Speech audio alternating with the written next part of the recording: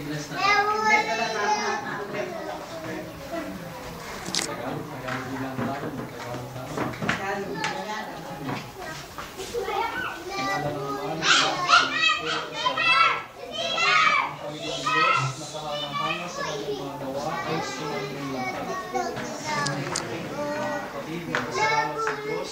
Dahil sa kanyang kabutihan, lumikha ng langit at lupa at tanang pinapala, upang dulutan ng tao ng kanyang mga biyaya, at paunlakan ng lahat ng kahilingan sa mga tao. Pagbasa mula sa aklat ng Genesis. Sa simula nilikha ng Diyos ang lupa at ang langit. Pagkatapos sinabi ng Diyos, magkaroon ng lupa ng lahat ng uri ng halamang namumula at nagluluto. At nangyari ito. Tumumunga sa lupa ang gayong mga halaman. Nasiyahan siya sa kanyang ginawa nang ito'y mamastan. Ang salita ng Diyos.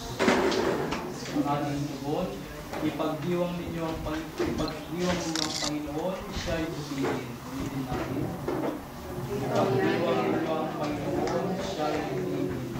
Ang ilan ng kanyang pinaging laman ng tubig at ang lupang tigang na bukal ng tubig. Doon ay kanyang pinatigil ang mga buto at nagtatag sila ng isang lungsod na kanilang pamayanan. Ipagdiwang ninyo ang Panginoon, siya ay butihin. Nagasik sila ng mga bukid at nagtanim sa mga ubasan at nagkaroon ng masaganang ani. Pinagpala niya sila at nagsidami. Hindi pinabayang umunti ang kanilang bakahan. Tugon, ipagdiwang ninyo ang Panginoon, siya ay butihin. Ibinangon ang dukha sa kahirapan at nagparami ang mga angkan na tulad ng mga kawan.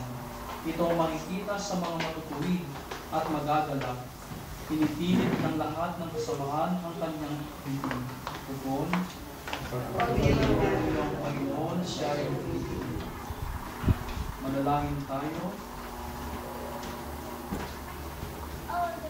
O Panginoon, basbasan mo ang mga kandila,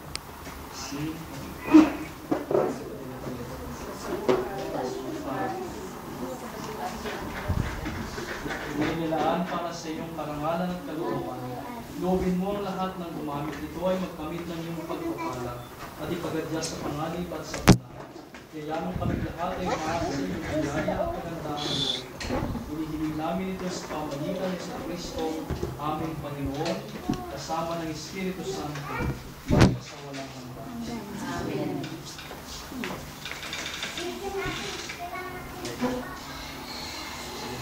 Kaya ni tama mag-umpisa, kaya ni Pinual.